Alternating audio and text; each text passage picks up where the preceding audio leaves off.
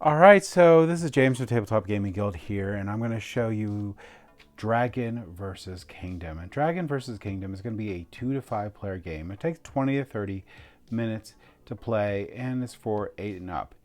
Now, in this game here, what you're going to be doing is you're going to be developing your kingdom and other people's kingdom.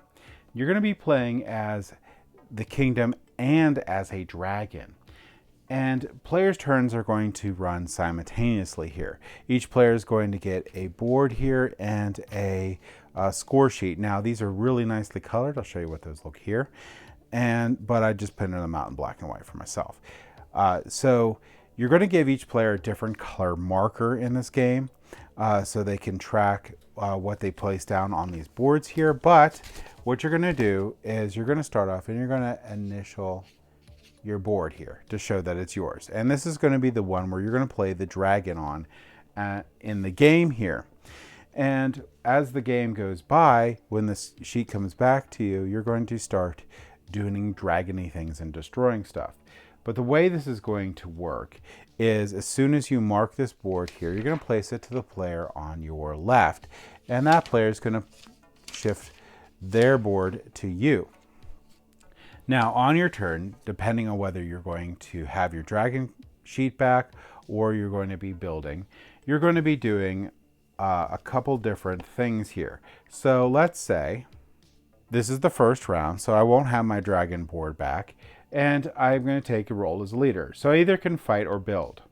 So I can either fight a dragon, which in the first round or so, there's not going to be a dragon on the board to fight, or I can build. I can do that a total of 2 times, and I can do that in order. I can fight and build, fight and fight, build and build, whatever I want to do. So the way this is going to work here is for this first round, there's no dragon out, so I'm going to build twice. And there's a couple different buildings that you can build in the game. So let's go over each of those. There's going to be a tower, there's going to be a house, and there's going to be a shop. Now, the towers, when you build a tower, you can use these to fight the dragon. So you're going to be able to launch things from these towers to damage a dragon in the future. And each tower is going to be worth 2 points when they're drawn on the board. So for a draw action, if I wanted to draw a tower, I would draw this circle. I'm going to put it wherever I want. I'm going to go ahead and place it here. Now, I can't place it over top of buildings. I can't place it on a lake. I can't place it on top of the dragon or anywhere a building has been destroyed. Once a building is destroyed, you can't develop on that anymore. The next thing you can build, and since I built that, I would have immediately scored 2 points here. So I'll go ahead and say that I did build 1 tower, or you could put like a 2 here if you wanted to show that it's 2 points. These towers here, when we show fighting the dragon here, they're going to gain 3 points every time you hit the dragon, and we're going to go over that in a minute. Now you could also build houses here. So if I build houses, if that house is within 3 spaces, so if I build it, like let's say I build a house here, if that's within 3 spaces of a tower, I'm going to gain 1 point. And that's, there was another tower here, I'd gain another point. So I'll gain a point. And that's shown here too. The last thing I can do is I can build a shop, and that's going to be a triangle here. You're going to score points equal to how many houses are going to be 1 space away. And this is going to count for diagonally and all sorts of things. But let's say I built that right here. So if I built that right here, I will gain 1 point. Now, if 2 houses were next to it, like right here, I would have gained 3 points. If there was 3 houses, I would gain 6 points. Actually, it doesn't count diagonally, sorry. And then if there's 4 houses, I would gain 9 points. So if I built that triangle there with a 4 around there, I would have gained 9 points here. So that's really cool. So that's horizontally or vertically away from there. So a max of 4 can be there. So you can get a max of 9 points for that. Now, those are the 3 different structures you can build. Later on, there'll be a dragon zooming around here. And if you want to shoot the dragon, you're going to roll a die. And if you're going to count the distance. So I'll have a die here. And I'll roll the die. And let's say the dragon was 2 spaces away. So the dragon was here. If the dragon was here and it was 2 spaces away, I'll score 2 hits, which is going to be 2 damage, because I rolled greater than the distance. If I roll the same distance, equal to the distance, I do 1 damage instead. If I don't roll the distance, I don't do any damage.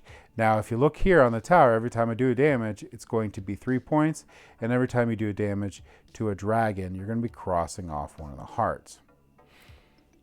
All right, so that's going to be what you're going to be doing if you're doing the building or fighting actions. But what happens when your card gets back to you? So let's put a couple structures out here and say that. We're going to put another one here. Now these would be a different color. So the first thing you're going to do when it comes back to you is you're going to have to place a star down. So that star is going to show your starting location for your dragon there. And that can be in one of the 4 different corners. So I'm going to say I'm going to start my dragon here. And then now you're ready to leave a trail of destruction through the game. You're going to have 2 energy you can spend on a turn. So you could spend an energy to move up to 1 to 3 spaces in any direction. You could do even diagonally if you wanted to in here. So I could go, and I can fly over lakes or whatever. So you can move through lakes, empty spaces, or spaces you have destroyed. You cannot move through shops, towers, or houses until you destroy them.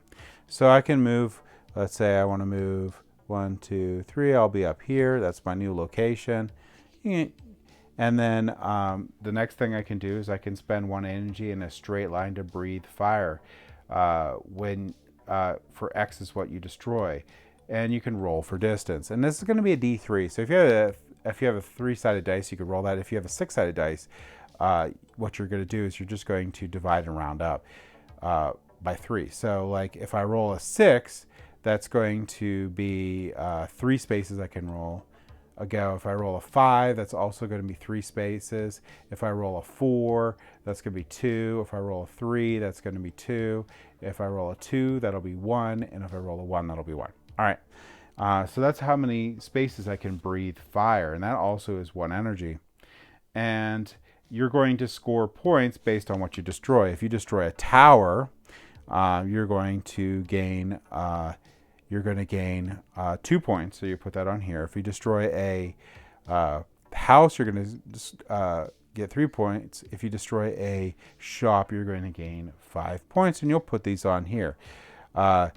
So you're going to try to score up as the game goes by, as many points for your attacks as possible.